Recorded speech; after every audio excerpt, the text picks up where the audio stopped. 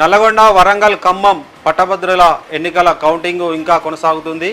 మొదటి రౌండ్ పూర్తయిపోయింది, రెండవ రౌండ్ పూర్తయిపోయింది. మొదటి రౌండ్లో కాంగ్రెస్ అభ్యర్థి నవీన్ alias తీన్మార్ మల్లన్న 7670 ఓట్లతో లీడింగ్లో ఉన్నాడు. రెండవ రౌండ్ పూర్తయ్యేసరికి కూడా మొత్తము 14672 ఓట్లతో తీన్మార్ మల్లన్న ముందంజలో ఉన్నారు.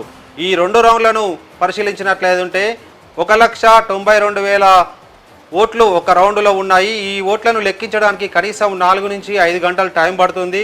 ఎందుకంటే బ్యాలెట్ పేపర్ పెద్దగా ఉన్నది.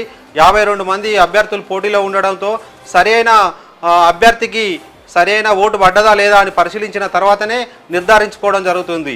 ఈ మొదటి రౌండ్లో కాంగ్రెస్ అభ్యర్థి తీన్మార్ మల్లన్నకు 36,210 ఓట్లు వచ్చాయి.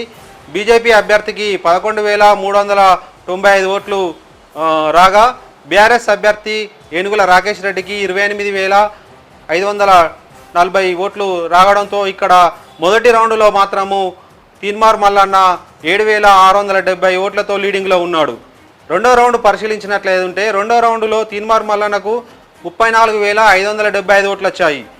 బీఆర్ఎస్ అభ్యర్థి ఏనుగుల రాకేష్ రెడ్డికి 27,573 ఓట్లు రాగా బీజేపీ అభ్యర్థికి 12,841 ఓట్లు వచ్చాయి.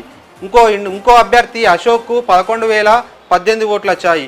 ఈ రెండవ రౌండ్ పరిశీలించి మొదటి రౌండ్ పరిశీలించినట్లయితే తీన్మార్ మల్లన్న 14,672 ఓట్లతో లీడింగ్లో ఉన్నారు. మొత్తం 4 రౌండ్లను లెక్కించాల్సి ఉంటుంది.